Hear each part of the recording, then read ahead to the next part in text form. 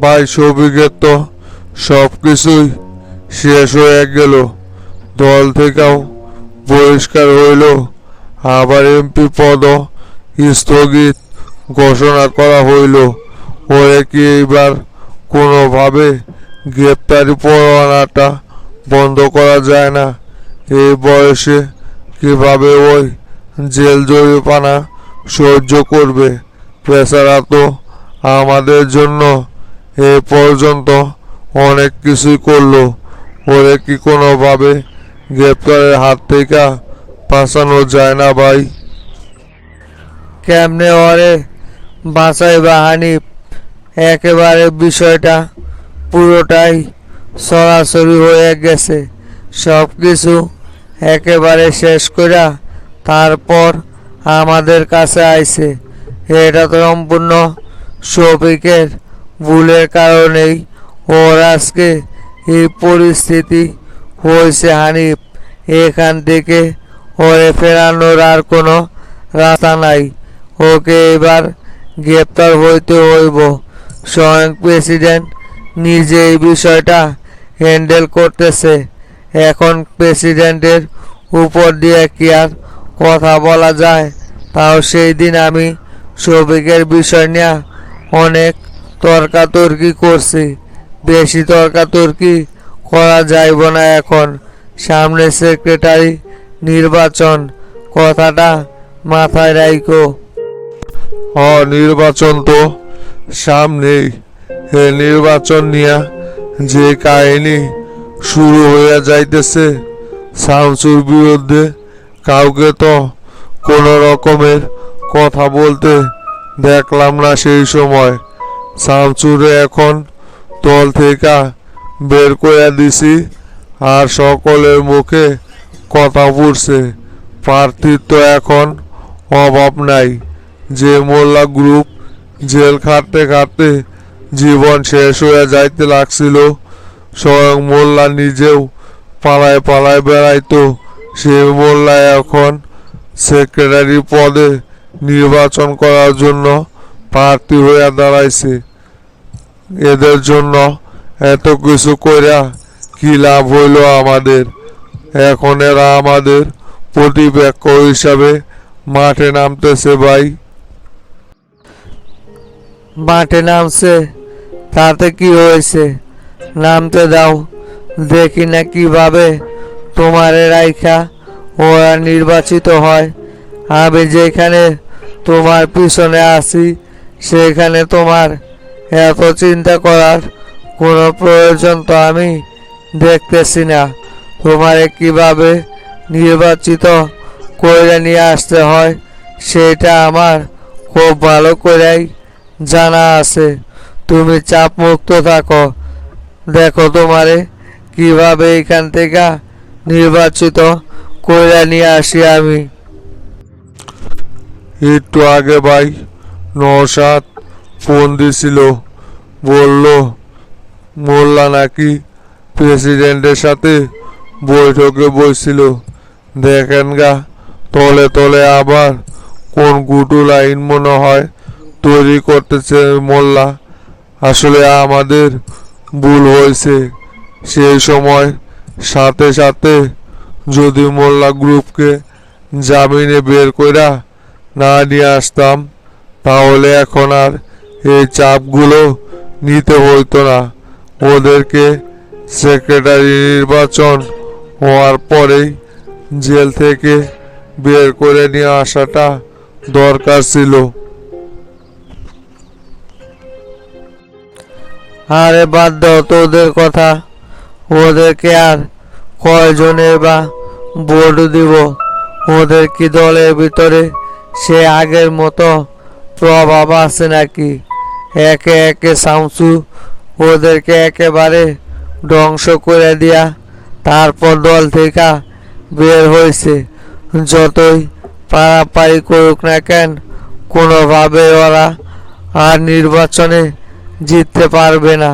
তোর সেই আগের প্রভাব নষ্ট হয়ে গেছে। তুমি আর এই বিষয় নিয়ে চাপ নিও না তো। ওটো এখন যাইতে হইব এক জায়গায়।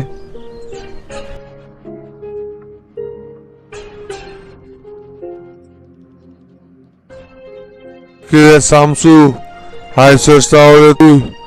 বসে রে। তা গুরু, আপনি কখন ফ্যাক্টরি থেকে আইসা পড়লেন? এই তো শামসু, কিছুক্ষণ আগেই আসলাম আমি। তা তোর শামসু, কি খবর? কুটি গেছিলি? কোথা থেকে আসতেছিস? গেছিলাম গুরু, স্বরাষ্ট্র দপ্তরে সেলিম ভাইয়ের সাথে বৈঠক করলাম। একটা আলোচনা করার আছিল তো, তাই সেলিম ভাইয়ের সাথে আলোচনা করলাম। আসলে বগুড়া সদর থানার ওসিডি ট্রান্সফার কইরা বান্দরবন পাঠাইলাম। আর ওইখানে যে তদন্ত অফিসার ছিল আরিফ, ওরে প্রমোশন দিয়ে ওসি চেয়ারে বসানোর জন্য বললাম সেলিম বাইরে। কেন হঠাৎ কইরা সদর থানার ওসিরে বান্দরবন ট্রান্সফার করার সিদ্ধান্ত নিলি কেন? এই ওসি কি কোনো রকমের কোনো ঝামেলা টামেলা করছিল নাকি রে? ঝামেলা করে নাই মানে? এ ওসি তো পুরো ডিস্টার্ব। আমার কথার বাইরে গিয়া শফিকের হইয়া দালালি করে। এখন বান্দরবন ট্রান্সফার করে দিছি, দেখমনি ওরে কর শফিক বাপ কিভাবে ওইখান থেকে বাসায় নিয়ে আসে গুরু। ও তাইলে এই অবস্থা। শফিকের হইয়া তাহলে এতদিন কাজ করে আইসেছিল ওসি। তার শফিকরে যে গ্রেপ্তার করার নির্দেশ দিল, তা কি হইল? শফিকরে তো এখনো গ্রেপ্তার করতে পারলো না পুলিশ। শফিকরে কি খুঁজা পাইতেছে না নাকি? সমস্যা নাই, যে কোনো সময় গ্রেপ্তার হয়ে যাইব। পুলিশ ওরে খোঁজার জন্য অন্য হয়ে মাঠে কাজ করতেছে। আর আমিও বইলে আইছি যে হয়তো ওই না হয় মোল্লার শেল্টারে আছে, আর তা না হয় তোফায়েলের শেল্টারে আছে। এই দুই জায়গায় খুঁজলে ওরে গ্রেপ্তার করা যাইব। রাস্তা দেখাই আইছি, দেখা যাক এখন কি করে ওরা। চলেন ভিতরে যাইব, ফ্রেশ হয়ে আমার আবার বের হইতে হইব। বড় ধরনের একটা মিশন পরিচালনা করতে চাইতেছি সামনে, তাই ওসমান ভাইয়ের সাথে বসতে হইব। শোন শামসু, যে মিশনই পরিচালনা করস না কেন, কোনোভাবে যেন তোর এই মিশন ফ্লাশ না হয়। তাহলে কিন্তু প্রেসিডেন্ট খুবই কষ্ট পাইব। উনি কিন্তু এখনো তোরে অনেক বিশ্বাস করে। তাই যা করার সাবধানে করিস। সমস্যা নাই গুরু, আমি যদি কোনো কাজ করি সেটার প্রমাণ কেউ খুঁজে বের করতে পারবে না কখনোই। আপনার এই বিষয় নিয়ে চাপ নেওয়া লাগবে না। আপনি ফ্যাক্টরি দেখাশোনা করতে থাকেন, আর এইদিকে আমি দেখতেছি।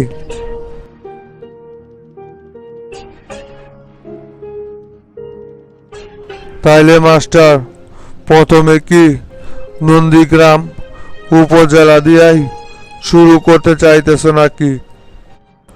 হাবিব ভাই, এক লগে তো আর সব কয়টা উপজেলা ধরা যায় না।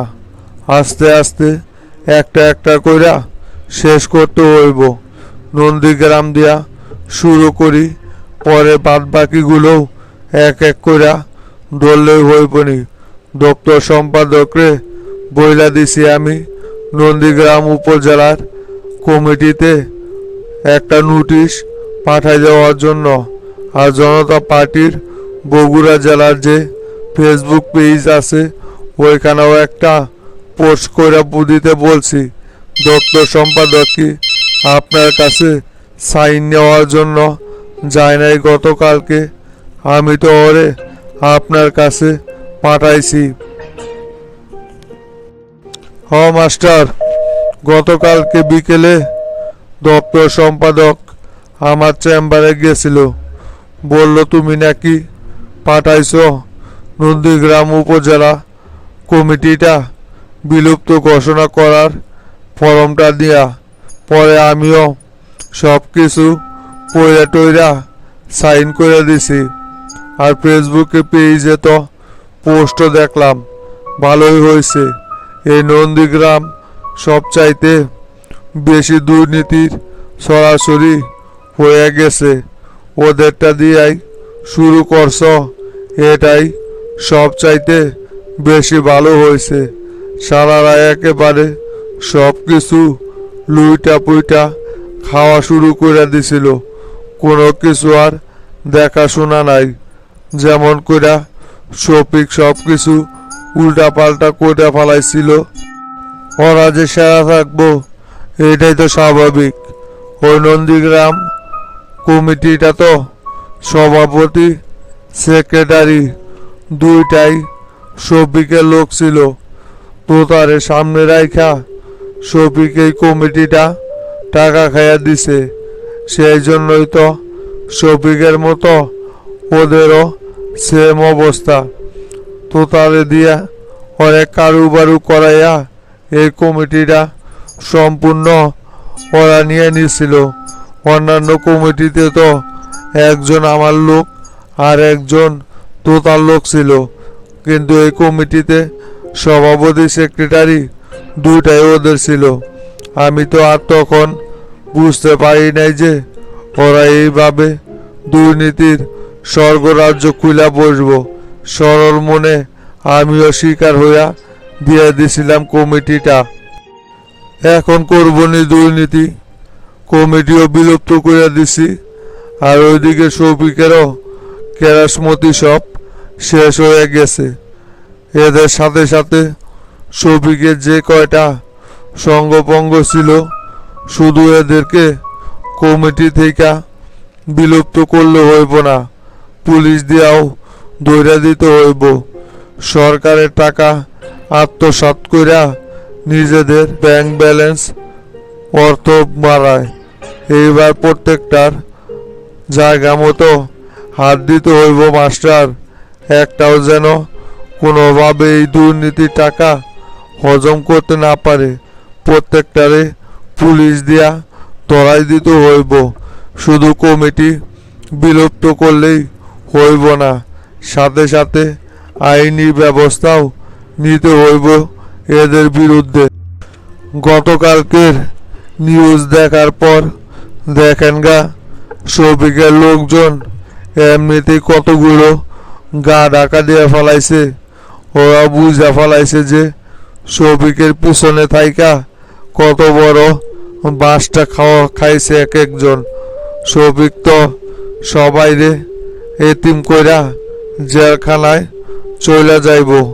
বাদ বাকিটির অবস্থানে কি করবো সেইটাই বুঝা পারায় পড়ব না। ওরা কিভাবে দলের সাথে বেইমানি কইরা শফিকের হইয়া নির্বাচন করে, এইবার ঠেলা কিভাবে সামলায় সেইটাও দেখার আছে।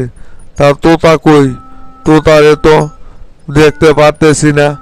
ওর সাথে দরকার ছিল, গতকাল রাত্রে থেকে ফোন দিতেছি, ফোনই বন্ধ দেখা। তোতার খবর তো আমি বলতে পারলাম না মাস্টার। গতকালকেই আমার সাথে তোতার কথা হয়েছিল।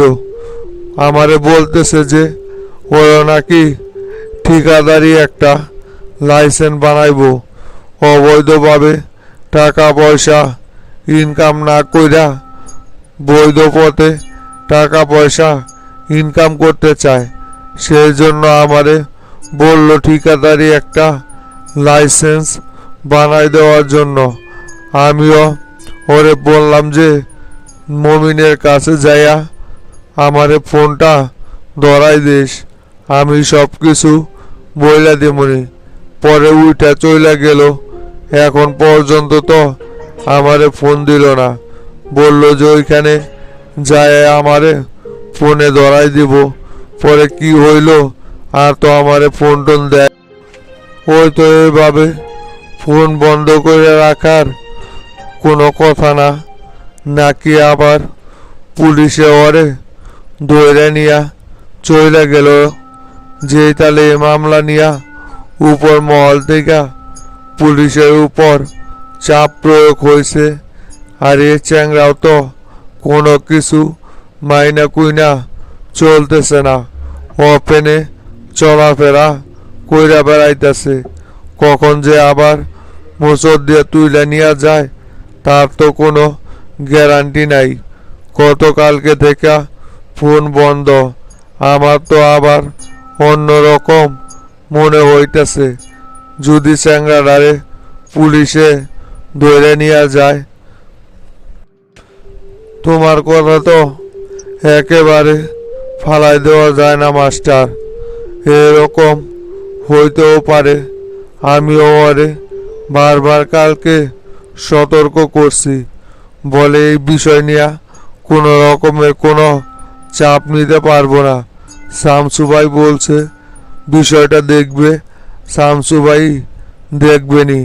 আমি বলছি তোর নিরাপত্তা তুই নিজে নিয়ে থাক। শামসু বলছে দেখাই ওপেনে এইভাবে চলাফেরা করার দরকার নাই। কে শোনে কার কথা? এক কাজ করো মাস্টার, থানায় একটু যোগাযোগ করে দেখো তো তোতারে কি পুলিশে আবার ধরলো নাকি। থামেন দেখি, ওসির সাথে যোগাযোগ করে দেখি আগে তোতারে কি পুলিশে ধরলো নাকি। তুমি ওসিরে ফোনটা দাও। ওসিরে ফোন দিলেই সকল খবর জানা যাইব। আসসালামু আলাইকুম মোল্লা ভাই। ওয়ালাইকুম সালাম। হাজি আইসো, বসো হাজি। কেমনি কি মোল্লা ভাই, প্রেসিডেন্টের সাথে যে কথা বলতে গেছিলেন তা কি কথা বললেন প্রেসিডেন্টের সাথে? কথা বললে কি ভালো মন্দ কোনো কিছু বুঝতে পারলেন? প্রেসিডেন্ট কি এখনো সেই আগের মতোই আমাদের উপর রাগ করে আছে, না ওনার মন কিছুটা নরম হয়েছে? ওনার সাথে কথা বইলা ওনার হাব ভাব কোনো কিছু কি বোঝা গেল মোল্লা ভাই? আর প্রেসিডেন্টের মতি গতি, প্রেসিডেন্ট তো সকলের উপরই খেইপা আছে। এক এক করে নাকি সব কয়টা দুর্নীতিবাজদের ধরে ফেলাইব প্রেসিডেন্ট। শফিকের এই ঘটনাটা সকলের সামনে আসাতে প্রেসিডেন্টের মাথা নষ্ট হয়ে গেছে। শফিককে তো দল থেকে বহিষ্কার করছেই, লগে আগামী 24 ঘন্টার ভিতরে ওরে গ্রেপ্তার করার নির্দেশও দিয়ে দিছে। লগে কইরা যে কয়টা দুর্নীতিবাজ আছে সবার বিরুদ্ধে নাকি কড়া অভিযান চালাইব প্রেসিডেন্ট। যা পারে করুক, ওইটা নিয়ে তো আপাতত আমাদের চিন্তা নাই। বর্তমানে আমাদের নামে তো আর কোনো রিপোর্ট প্রেসিডেন্ট খুঁজা বের করতে পারবো না। এতদিন তো আমরা রাজনীতির বাইরেই ছিলাম, তাই আমাদের আপাতত এই সমস্ত দুর্নীতির বিষয় নিয়ে কোনো রকমের কোনো চাপ নেওয়া লাগবে না। তা আপনি তো আবার ওইদিকে যাইয়া শফিকের পক্ষ নিয়ে কথা বলেন নাই তো কোনো? না না হাজি, কি যে বলো না তুমি। এখন শফিকের পক্ষ নিয়ে কথা বলালা প্রেসিডেন্টের সামনে কোনোভাবেই ঠিক হইব না। সেটা আমি খুব ভালো করেই জানি। শফিকরে আরো উল্টা তুফাইলের নামে নানান রকমের কথা বলে আইছি, যে তুফাইলের আজকা রাতেই শফিক এই পর্যায়ে আইসা পৌঁছাইছে। শফিকের নামে এখন প্রেসিডেন্টের কাছে তদারকি করলে উল্টা যে চুদন খাইতে হইব সেটা আমরা খুব ভালো করেই জানি। শফিকের নামে তদারকি করার সময় শেষ হয়ে গেছে। সেইটাই ভাই, শফিকের নামে এখন কোন রকমের তদবির করা যাইব না, তাইলে প্রেসিডেন্ট আমাদেরকে উল্টো আরো অন্যরকম চোখে দেখবে। এখন সেক্রেটারি নির্বাচন যে কয়দিন না হয় সেই কয়দিন প্রেসিডেন্টের সাথে তাল মিলা চলাটাই আমাদের জন্য সবচাইতে ভালো হইব ভাই। এখন আর কোনো রকম কোনো ভুল করা যাইব না। তাই এবার সিলেকশন না কইরা ইলেকশন করতেছে কেন, এই ব্যাপারে কিছু বললেন না লিডারকে? আর আপনি যে আবারও প্রার্থী হইতেছেন সেইটা কি ওনারে জানাইছেন? সেইটা আমি জানাইছি প্রেসিডেন্টকে যে এবার আমিও সেক্রেটারি পদে নির্বাচন করতে চাইতেছি। প্রেসিডেন্ট এতে কোনো অমত দেখায় নাই। প্রেসিডেন্ট বলছে সবারই এইখানে নির্বাচন করার অধিকার আছে। প্রেসিডিয়াম সদস্যরা যাকে বেছে নিব সেই সেক্রেটারি হইব, এতে কারো কোনো হাত নেই। প্রতিবার তো ইলেকশন মাধ্যমে একবারও সেক্রেটারি নির্বাচিত করা হয় নাই। তাই এইবার এই পন্থা প্রেসিডেন্ট সমর্থন করতেছে, যাতে করে এককভাবে কেউ সুবিধা না নিতে পারে। দলের জন্য সকলেই পরিশ্রম করছে, তাই সকলেরই নাকি এইখানে অধিকার রয়েছে।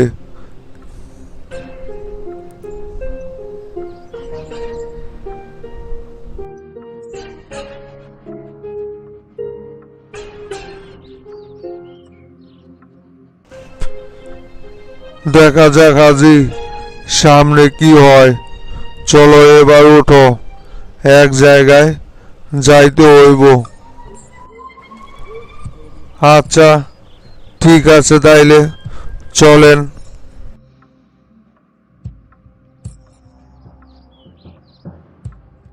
লিডার আসসালামু আলাইকুম। ওয়ালাইকুম সালাম। সেলিম আইসো? বসো Selim. Hello hello hello hello, microphone check. Hello hello. Leader শুনলাম ডিজিএফআইআর বিএসএফ এর প্রধানদের সাথে জরুরি বৈঠকে বসছিলেন, তা হঠাৎ ওনাদের সাথে কি বিষয় নিয়ে বৈঠক করলেন লিডার? বৈঠক না কইরা কোনো উপায় আছে সেলিম? দেশের পরিস্থিতি দেখতেছ না তুমি? কলকাতায় শুভেন্দু যেদিন থেকে মুখ্যমন্ত্রী নির্বাচিত হয়েছে সেদিন থেকেই তো সীমান্তে পাখির মতো গুলি করে আমাদের লোকজনদেরকে হত্যা করা হচ্ছে। আবার অপরদিকে সীমানা নিয়েও বিভিন্ন রকমের কাহিনী শুরু করে দিছে। বিএসএফকে কোনো কিছু না জানিয়েই ওরা সীমান্তে খুঁটি নির্ধারণ করতেছে। এগুলো তো মেনে নেওয়ার মতো না। তাই ওনাদেরকে নিয়ে বৈঠকে বসছিলাম কেমনে কি করা যায়। ওরা যদি একের পর এক এরকম ঘটনা ঘটাইতেই থাকে তাহলে তো আমাদের লিডার ঠিকই বলছেন আপনি। আগে যখন মমতা ব্যানার্জি ক্ষমতায় ছিল তখন তাও সীমান্ত হত্যাটা অনেকটাই কমিয়ে নিয়ে আসা গিয়েছিল, কিন্তু এখন এই শালার বেটা ক্ষমতায় আসার পর এর পরিণাম আরো দিন দিন বেড়েই চলেছে। এভাবে তো আর চুপ করে বসে থাকা যায় না লিডার। ঠিকই করছেন আপনি। চুপ করে বসে থাকলে তো হইব না সেলিম। এভাবে যদি আমরা চুপ করে বসে থাকি তাহলে ওরা আরো আমাদের উপর সুযোগ পেয়ে বসবে। সেই সুযোগ ওদেরকে দেওয়া যাইব না। যেমন করে পাকিস্তান নেপাল সীমান্তে একজনকে গুলি করে মারলে ওরাও পাল্টা জবাব দিয়ে দেয়, আমাদেরকেও ঠিক সেই রকমই করতে হইব। আমরা কোনো অংশেই দুর্বল না, সেটা ওদেরকে বুঝিয়ে দিতে হইব সেলিম। লিডার, শামসুর সাথে আজকে বলছিলাম আপনার কথাটা নিয়ে শামসুরে প্রস্তাব দিলাম আবারও জনতা পার্টিতে ফিরে আসার জন্য। শামসুর জন্য প্রেসিডেন্ট এখনো সেক্রেটারির পদটা যে খালি রাখছে সেটাও শামসুকে জানাইলাম লিডার। কিন্তু শামসু কোনোভাবেই রাজি হইল না। বলতেছে বন্দুকের গুলি একবার বের হয়ে গেলে সেটা যেমন ফিরানো যায় না, শামসুর কথাও ঠিক সেরকমভাবে ফিরানো কোনোভাবে সম্ভব না। লিডার, ওকে যতই বোঝানো হোক না কেন, ও কোনোদিনও আর জনতা পার্টিতে ফিরে আসবে না। আমাদেরকে ওকে বাদ দিয়েই চিন্তা করতে হবে। তাহলে আর কি করার সেলিম? ওকে ফেরানোর জন্য তো যত রকমের চেষ্টা করার সবই তো আমার দিক থেকে আমি করলাম। তুমি তো সেটা খুব ভালো করেই জানো সেলিম। তোমারে দিয়েই সব কিছু করাইলাম। শামসু যদি না ফিরতে চায় তাহলে তো আর জোর করে ফেরানো যায় না। সকলেই চাপ দিতেছে সেক্রেটারি নির্বাচনটা তাড়াতাড়ি করার জন্য। আগামী সপ্তাহতেই তাহলে নির্বাচনটা কইরা ফেলাই। সাংগঠনিক কার্যকলাপ তো আমাদের এগিয়ে নিয়ে যেতে হইব সেলিম। কি বলো তাহলে তুমি? লিডার, আমি ওইটাই বলি। যার জন্য এতদিন দেরি করলেন সে তো আর দলে ফিরবে না। ওর আশা করার আর কোনো প্রয়োজন নাই। সবাই যেহেতু চাইতেছে নির্বাচনটা অতি তাড়াতাড়ি দিয়ে ফেলেন, তাহলে সাংগঠনিকভাবে দলকে আরও সামনের দিকে এগিয়ে নেওয়া যাইব। যেভাবে দুর্নীতি শুরু হয়েছে এতে কইরা তো আমাদের অতি জরুরি একজন সৎ এবং নিষ্ঠাবান সেক্রেটারি নির্বাচন করা খুবই জরুরি হইয়া পড়ছে লিডার। সৎ এবং যোগ্য ব্যক্তি যাতে সেক্রেটারি নির্বাচিত হইতে পারে সেই জন্যই তো এবার আমি ইলেকশন করার প্রস্তাব দিছি। এবার ইলেকশনের মাধ্যমেই সেক্রেটারি নির্বাচন করা হইব সেলিম, যাতে করে কেউ আর পরবর্তীতে কোনো রকমের অভিযোগ তুলতে না পারে। সকলেই যাকে যোগ্য মনে করবে সেই এবার দলের সেক্রেটারি নির্বাচিত হইব। এখানে আর কারো কোনো হাত থাকবে না। যে কয়জন প্রার্থী হয়েছে এদেরকে দিয়া তো আমি ভরসা পাই না। একমাত্র এখানে ফজলে রাব্বি যোগ্য বলে আমার মনে হয়।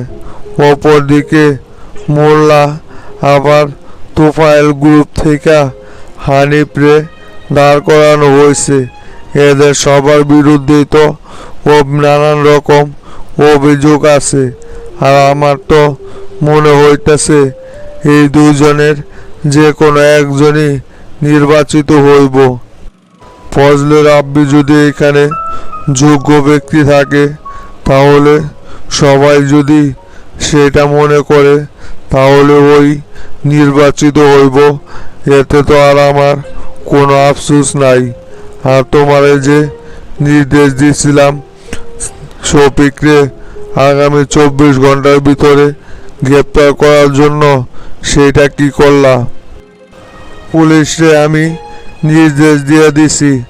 আইজি অলরেডি 3টা টিম মাঠে নামাইছে। সমস্যা নাই লিডার, যে কোনো সময় গ্রেপ্তার হয়ে যাইব শফিক। বেশিক্ষণ আর লুকিয়ে থাকতে পারবে না। আচ্ছা ঠিক আছে, যত তাড়াতাড়ি সম্ভব ওরে গ্রেপ্তার করার ব্যবস্থা করো। সাংবাদিক কিন্তু পুরো ক্ষেপা আছে। ওরে গ্রেপ্তার করলেই পরিস্থিতি নিয়ন্ত্রণে আসবে। চলো তাহলে সেলিম, এখন ওটা হোক। হাসান, আমার উপর কিন্তু শফিকের এই মামলাটা নিয়ে খুব চাপ প্রয়োগ হয়েছে। যেভাবে হোক ওরে কিন্তু আগামী 24 ঘন্টার ভিতরে যেখান থেকে পারো গ্রেপ্তার করিয়া নিয়ে আসবা। তাছাড়া কিন্তু কারোর উপর কোনো রকমের চাপ প্রয়োগ কমবে না। স্বয়ং প্রেসিডেন্ট কিন্তু এই বিষয়টা তদারকি করতেছে। আর স্বরাষ্ট্র দপ্তর থেকেও আমার উপর অনেক চাপ প্রয়োগ হইতেছে। সমস্যা নাই স্যার, আপনাকে এত চাপ নিতে হইব না। দুর্জয় স্যারের নির্দেশে অলরেডি 2টা টিম ভাগ হইয়া ঢাকা শহরে প্রত্যেকটা জায়গায় শফিকরে খুঁজে বেড়াইতেছে। 24 ঘন্টা সময় লাগবেই না। তার আগেই আমাদের হাতে শফিক গ্রেপ্তার হয়ে যাইব। আপনি এই বিষয়টা নিয়ে আর বেশি চাপ নিয়েন না। চাপ কি আমার এমনি এমনি নিতে হয়? আমি যে সব সময় কি চাপের উপর থাকি সেটা তো তোমাদেরকে বোঝানো যাইব না। দরকার পড়লে দুর্জয়ের নেতৃত্বে যেমন 2টা টিম কাজ করতেছে, তুমিও তাহলে আলাদাভাবে আর একটা টিম নিয়ে মাঠে নাইমা পড়ো। আজ রাতের ভিতরেই শফিককে আমি জেলের ভিতরে দেখতে চাই। বাড়তি কোনো কথা কিন্তু কারো কাছ থেকে শুনবো না আমি। আচ্ছা স্যার, ঠিক আছে তাহলে রমনা থানা থেকে একটা টিম নিয়ে আমি নিজের মাঠে নাইমা পড়তেছি। আজ রাতের ভিতরেই শফিকরে গ্রেপ্তার করে নিয়ে চলে আসবো। আপনি এই বিষয়ে বিন্দু পরিমাণ চাপ নিয়েন না। যদি পাতালেও লুকিয়ে থাকে সেখান থেকেই আমাদের হাতে আইসা ওরে গ্রেপ্তার হইতে হইব। শোনো, শফিক যেহেতু এলাকা থেকে ঢাকাতে ঢুকছে, এর মানে ওই নিশ্চয়ই তোফায়েল অথবা মোল্লা গ্রুপের কারো কাছে শেল্টারের আছে। তাই ওদের 2জনের প্রত্যেকটা বাংলো বাড়ি, ফার্ম হাউস, প্রয়োজন পড়লে ওদের নিজস্ব বেডরুমেও প্রবেশ করবা। তারপরেও ওরে গ্রেপ্তার করতে কোনো রকমের কোনো দ্বিধাদ্বন্দ্ব করবে না। তোমাদেরকে সব রকমের রাইটস কিন্তু দিয়ে দেওয়া হয়েছে। প্রয়োজনে তোমরা যে কোনো জায়গায় সার্চ করতে দেখতে পারো। এ ব্যাপারে তোমাদেরকে কেউ যদি কোনো রকমের বাধা দেয় তাহলে সঙ্গে সঙ্গে বিষয়টা আমারে জানাইবা। বুঝতে পারছো এখন? হ্যাঁ স্যার, বুঝতে পারছি। গেলাম তাহলে এখন আমি। আসসালামু আলাইকুম।